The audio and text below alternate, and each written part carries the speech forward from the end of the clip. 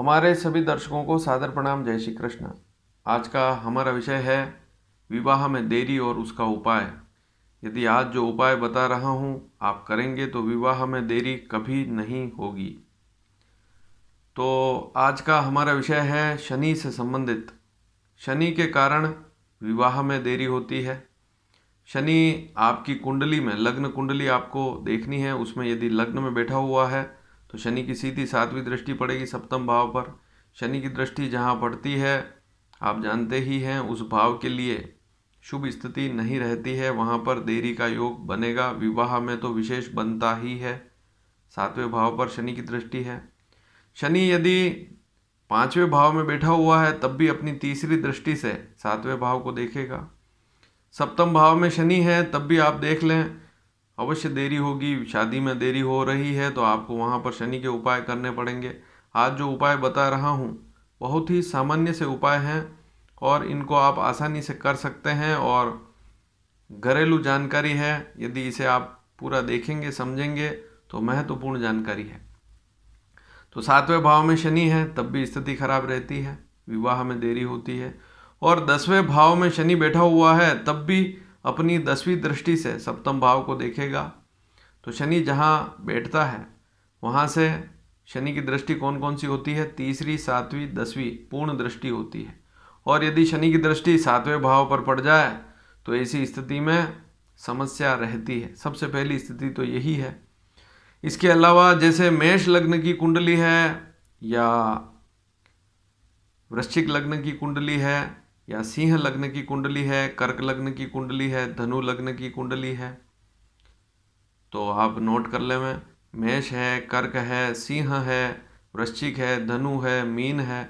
इन लग्नों में तो शनि के रिजल्ट बहुत अच्छे नहीं आते हैं। यदि आपकी कुंडली इन लग्नों से संबंधित है तब तो आपको यह उपाय करना ही चाहिए।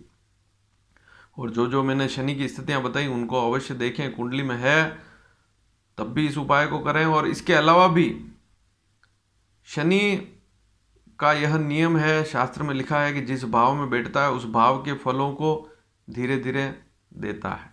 लेकिन इसका मतलब नहीं यह नहीं कि शनि आपके लिए बहुत बुरा हो जाएगा। शनि अच्छा ग्रह है और शनि से कभी भी दुख नहीं आता है यदि आप कुछ नियम और शर्तों को ध्यान में रखते हैं। तो सबसे पहला नियम तो यही है कि आप अपने मस्तिष्क को बहुत अच्छा रखें, साफ सुथरा रखें और हमेशा भलाई के मार्ग पर चलें। तो ज्योतिष में शनि को न्यायाधीश कहा गया है। यदि व्यक्ति का आचरण अच्छा है, स्वभाव अच्छा है, बुरे कर्म नहीं करता है, क्योंकि शनि का सीधा संबंध कर्मों से है। अच्छे कर्म करेंगे तो शनि कभी भी बुरा रिजल्ट नहीं देता है।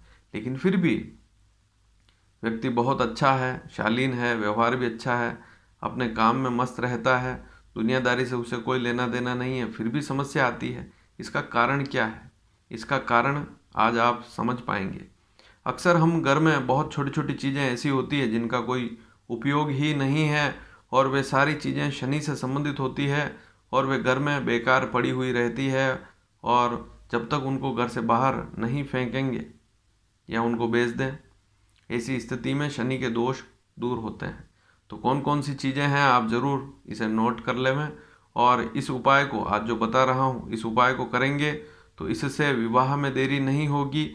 और मान लीजिए अन्य किसी भाव में भी शनि बैठा हुआ है और उस भाव में उसके अच्छे रिजल्ट नहीं आ रहे हैं, या शनि किसी अन्य भाव पर भी दृष्टि रखता है, वहाँ पर भी उस भाव को पीड़ित कर रहा है, तो यह उपाय आपके लिए सबसे अच्छा रहेगा। सबसे पहला काम है आपको घर में शराब का प्रयोग नहीं करना है। सबसे पहला काम।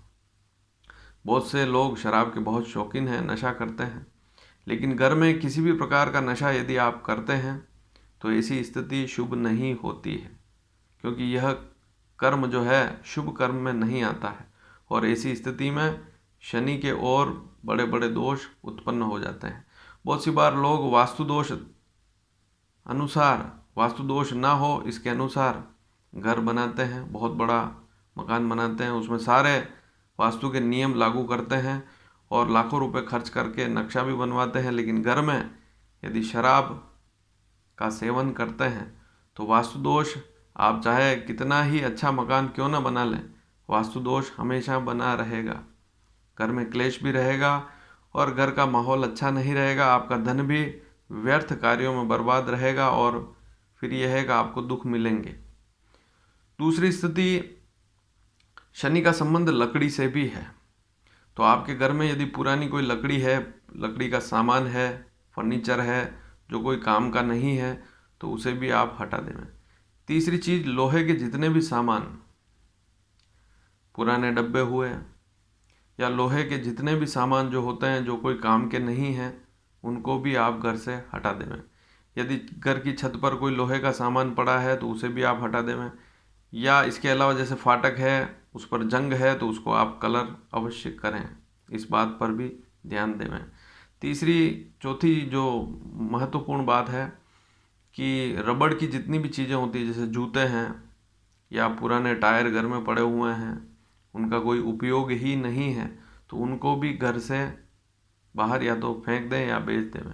और ये सारे जो प्रयोग मैं बता रहा हूँ, ये शनिवार के दिन ही करने हैं। तो घर के अंदर शनि की जितनी भी वस्तुएं हैं जो आपके घर में काम नहीं आ रही है, जैसे बहुत मात्रा में रेत पड़ी हुई है या किसी काम को आपने शुरू किया, बहुत ज़्यादा मात्रा में पत्थर पड़े हुए हैं घर में, तो वे भी दोष देते हैं। और वे पत्थर अगर आपने किसी अच्छी दिशा में रख दिए, ईशान कोण में रख दिए, तो और ज़्यादा बड़ी समस्या हो जाती है।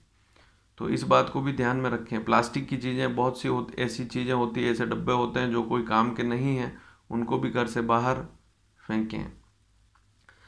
इसके अलावा घर में हमेशा ही ध्यान रखें कि रंग रोगन करें। कहीं जैसे आपके घर की दीवारों पर कहीं सीलन आती है तो वह सीलन आना भी शुभ नहीं होता है। तो घर में साफ सफाई का पूरा ध्यान रखें। अब अगली वस्तु आती है अखबार, कागज़।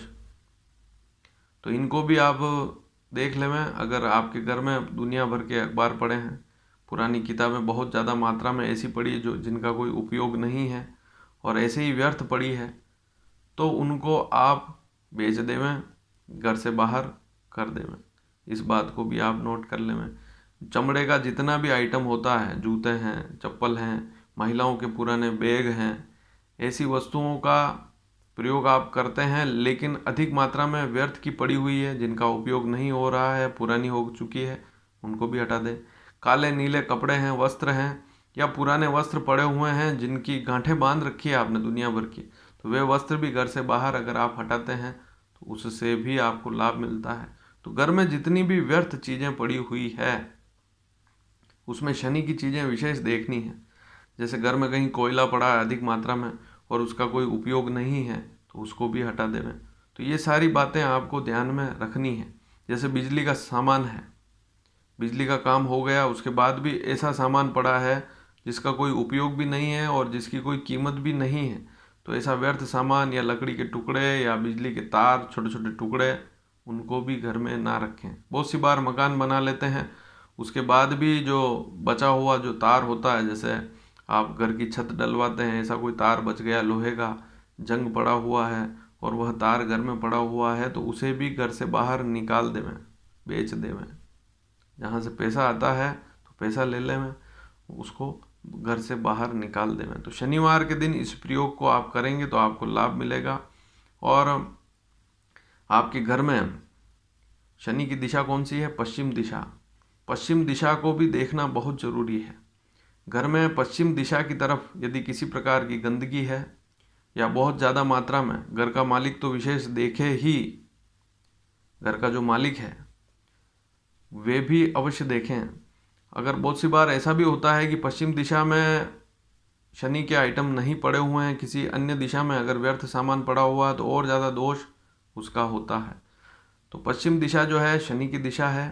पश्चिम दिशा को भी साफ सुथरा रखें। वहाँ पर अगर घर के बाहर भी यदि कोई नाली है तो वहाँ पर भी पानी से उसे साफ सुथरा रखें, तो उससे आपको लाभ मिलेगा। और घर की जो पश्चिम दिशा है वहाँ पर कोई कमरा है और वहाँ पर अस्त व्यस्त चीज़ें पड़ी हुई है तो उनको भी व्यवस्थित करें।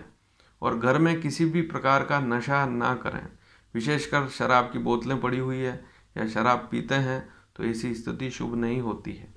और घर में किसी भी प्रकार की व्यर्थ वस्तुएं पड़ी हुई है जो मैंने आज आपको बताई, तो उनको शनिवार के दिन आप ज़रूर बेच देवें, धीरे धीरे करके हटा देंगे तो आपको इसका लाभ मिलेगा। और घर में जो शनि के दोष हैं वे दूर होंगे। कुंडली में भी अगर किसी प्रकार का शनि से संबंधित दोष है तो समाप्त हो जाएगा।